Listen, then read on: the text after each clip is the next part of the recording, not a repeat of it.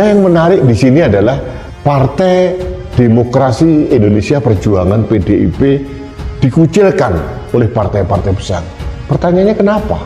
Saya menduga keras, ini analisis saya, bahwa secara faktual harus diakui PDIP selama ini, khususnya menjelang Pilpres atau pemilu tahun 2024, overconfidence, terlalu percaya diri, berlebihan, sehingga tidak mau merangkul partai-partai yang di bawahnya. Harga terlalu tinggi yang dibayar oleh PDIP ini membuat partai-partai lain juga enggan untuk bergandengan tangan dengan Indonesia sejak dulu kala tetap dipuja-puja bangsa. saya. Buntut dari gagalnya Indonesia menjadi tuan rumah Piala Dunia U20 merembet kemana-mana, termasuk ke ranah konstelasi politik. Menduga malah merembet masuk ke wilayah politik. Ini pengamatan saya, karena secara tidak terduga partai-partai politik yang bermain-main menyuarakan penolakan timnas Israel untuk datang ke Indonesia, mereka gagal total, gagal menggolkan bola ke gawang lawan, justru mereka kebobolan banyak. Ini yang terjadi.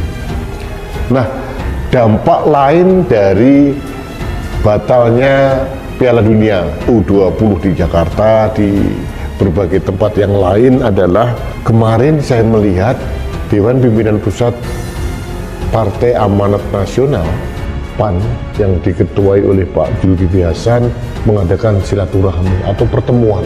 Pertemuan ini dihadiri oleh pimpinan dari KIB, PAN, Golkar, P3, dan pimpinan partai dari KIR, Koalisi Indonesia Raya, Gerindra dan PKB. PDIP konon diundang, tapi Ibu Megawati tidak hadir dan tidak mengirimkan wakilnya. Yang agak menyentak, Partai Nasdem tidak diundang. Mungkin mereka menganggap Partai Nasdem sudah tidak dalam satu perahu lagi dengan koalisi pemerintahan Jokowi. Kita tahu sebabnya kenapa. Dan tentu saja hadir pada kesempatan itu Presiden Joko Widodo sebagai tamu kehormatan. Dan di situ Pak Presiden seperti biasa mencairkan suasana dengan curhat tentang pusingnya mengurus sepak bola. Dalam pertemuan tersebut ada yang menarik. Yang menariknya adalah wacana yang digulirkan oleh Ketua Umum Golkar Erlangga Hartarto bahwa ada kemungkinan terbentuk koalisi besar tanpa PDIP. Nah, ini yang terjadi. Koalisi besar itu terdiri dari Golkar, PAN, P3, Gerindra, dan PKB. Dan kelihatannya Pak Jokowi pun nyaman-nyaman saja, bahagia-bahagia saja, meskipun beliau tidak ikut campur, karena itu adalah ranah atau domain dari pimpinan partai. Ada yang menarik di sini adalah Partai Demokrasi Indonesia Perjuangan PDIP dikucilkan oleh partai-partai besar. Kemarin 5 partai, Golkar, Gerindra, PKB, PAN, P3, ada rencana membentuk koalisi besar menyongsong pemilu 2024 tanpa PDIP. Pertanyaannya kenapa? Saya menduga keras, ini analisis saya, bahwa secara faktual harus diakui PDIP selama ini, khususnya menjelang Pilpres atau pemilu tahun 2024, overconfidence, terlalu percaya diri, berlebihan, sehingga tidak mau merangkul partai-partai yang di bawahnya. Harga terlalu tinggi yang dibayar oleh PDIP ini membuat partai-partai lain juga enggan untuk bergandengan tangan dengan PDIP. Meskipun kita tahu kepercayaan diri PDIP ini masuk akal karena dia satu-satunya partai yang calon presidennya sendiri.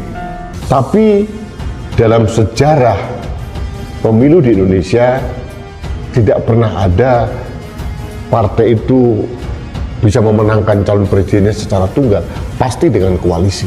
Nah, pada saat PDIP overconfidence, terlalu percaya diri, dan sekarang ada aroma atau nuansa elektabilitas elektoral dari PDIP agak merosot karena efek pembatalan Piala Dunia U20, makanya menurut saya ini kesempatan atau momentum emas partai-partai yang selama ini agak termarginalkan oleh PDIP menggabungkan diri. Ini menarik. Dan saya mempunyai perkiraan atau prediksi koalisi besar ini tidak akan terjadi tanpa blessing dari seorang Presiden Jokowi. Karena saya tetap mempunyai keyakinan kuat faktor Jokowi ini atau Jokowi efek, Jokowi faktor sangat dominan atau sangat signifikan menjadi penentu siapa capres dan cawapres tahun 2024. Jadi sahabat Indonesia, ini analisis saya. Mengapa akhirnya PDIP terkucil? Beberapa hari yang lalu ada pertemuan konon Megawati Soekarno Putri, Puan Maharani dengan Presiden Jokowi. Tidak tahu membahas masalah apa, tapi kalau kita mengacu pada statement dari Presiden Jokowi dan dari PDIP, memang terlihat saat ini PDIP dengan Presiden Jokowi tidak searah khususnya dalam penyelenggaraan Piala Dunia U20 di Indonesia. PDIP ke kiri, Presiden Jokowi ke kanan. Kelihatan tidak selaras. Apakah ini menunjukkan bahwa Presiden Jokowi dengan PDIP tidak selaras lagi? Saya tidak tahu. Mudah-mudahan tidak. Ini harapan saya. Jadi menurut saya sekarang PDIP harus introspeksi diri. Mengapa dikucilkan? Kuncinya hanya satu, jangan terlalu percaya diri. Partai punya hak mencalonkan presiden maupun wakil presiden. Itu keniscayaan dalam konstitusi kita. Saya mengakui, tapi partai juga harus mengakui yang bisa memenangkan calonnya menjadi presiden yang benar itu bukan dari kekuatan partai semata, justru dominan dari kekuatan rakyat, dan ini tercermin pada Pilpres tahun 2014-2019.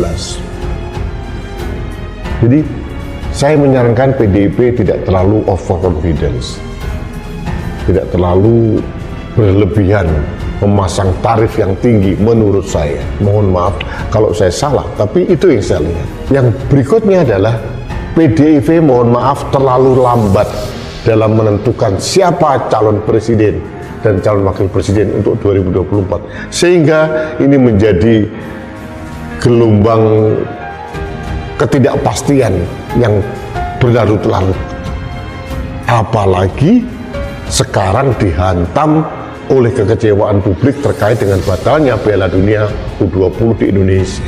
PDIP seharusnya tahu bahwa kesuksesan penyelenggaraan Piala Dunia U20 di Indonesia itu menjadi kredit yang sangat tinggi bagi Presiden Jokowi. Itu yang ingin diwariskan oleh Presiden Jokowi pada Indonesia, dan itu dibatalkan salah satunya oleh PDIP, meskipun yang utama itu adalah kelompok-kelompok Islam radikal termasuk PKS. Jadi kembali pada PDIP yang dikucilkan. PDIP harus belajar dari sejarah. Pemilu tahun 1999, PDIP menjadi pemenang pemilu. Tapi apa yang terjadi? PDIP tidak mendapatkan jabatan prestisius apapun. Ketua MPR-nya Amin Rais, presidennya Abdurrahman Wahid, dan hanya mendapatkan jabatan wakil presiden. Padahal PDIP adalah partai pemenang pemilu. Kesalahan strategi ini mudah-mudahan menjadi bahan pembelajaran yang terbaik buat teman-teman saya di PDIP untuk belajar menghitung strategi. Jangan sampai PDIP dikucilkan oleh partai besar. Kalau itu terkucilkan, ini sangat merugikan PDIP. Karena kekuatan koalisi besar, kalau pasti terbentuk ada Gerindra di situ, ada Golkar di situ, dan ada 3 partai yang lain, itu luar biasa besar kekuatannya. Saya melihat koalisi besar ini juga mendapatkan blessing dari Presiden Jokowi. Jadi mohon hati-hati ke PDIP. Jangan sampai kesalahan tahun 1999 itu terulang kembali. Dan PDIP juga harus menertibkan wakil-wakil yang sekarang mendapatkan sentimen negatif dari warga masyarakat. Ada loh anggota Komisi 3 yang setiap hari video-videonya muncul di TikTok, video lama, bahkan ada video saya yang berapa tahun yang lalu pun dimunculkan lagi oleh netizen. Ini ada indikasi kuat loh bahwa ada wakil dari PDIP di parlemen yang sangat tidak disukai masyarakat, dan ini bisa berdampak kepada partai. Jadi mohon kepada Ketua Umum PDIP, Ketua DPP PDIP, dan Sekjen PDIP, sekali lagi jangan overconfidence, nanti akan menyesal.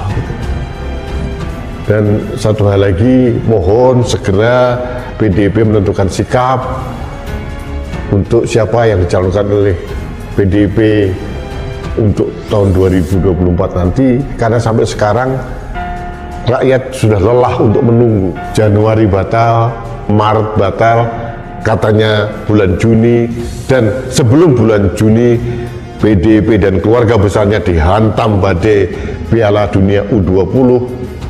Ini menurut saya kesalahan strategi dari PDIP. Euforia, nostalgia, kehebatan seorang Soekarno itu memang harus kita akui, beliau bapak bangsa. Tapi penempatannya harus tepat, karena belum tentu generasi saya ini sama dengan generasi milenial dalam memandang sosok Soekarno. Belum tentu juga pandangan Soekarno oleh elit-elit PDIP sama dengan pandangan masyarakat terhadap Soekarno. Apalagi generasi muda, generasi milenial. Mereka hanya melihat sosok Soekarno sebagai bapak bangsa dan proklamator, tidak lebih dari itu. Jadi romantisme kehebatan Soekarno ini terus perlu kita lestarikan, tapi harus ditempatkan pada tempat yang proporsional, tepat. Jangan sampai ini justru menjadi kontraproduktif buat sosok sehebat Bung Karno, bapak bangsa kita, maupun terhadap PDIP. Jadi itu saja yang ingin saya sarankan kepada PDIP, bahwa fenomena akan terbentuknya hari ini harus diwaspadai, karena kalau ini benar-benar terbentuk, ini bisa jadi akan sangat merugikan PDIP, dan PDIP akan termarginalkan oleh kekuatan politik di Indonesia. Meskipun PDIP sekarang jadi pemenang pemilu, PDIP harus belajar dari pengalaman yang lalu, khususnya gagalnya Ibu Megawati jadi presiden tahun 99. Jadi jangan sampai kita melakukan strategi yang salah dan diulang kembali sekarang. Kuncinya hanya satu, jadilah sosok, figur orang-orang dan kelompok-kelompok masyarakat termasuk partai yang rendah hati, bukan terlalu tinggi hati dan terlalu percaya diri yang terlalu berlebihan. Itu saran saya, karena semua yang serba terlalu itu tidak disukai rakyat. Rakyat itu perlu yang biasa-biasa saja, dan rakyat Indonesia suka dengan orang yang rendah hati. Rakyat Indonesia tidak suka dengan orang yang sombong, yang narsis, yang sok merasa hebat, sok merasa pintar, sok merasa besar. Itu tidak disukai oleh rakyat Indonesia. Indonesia tanah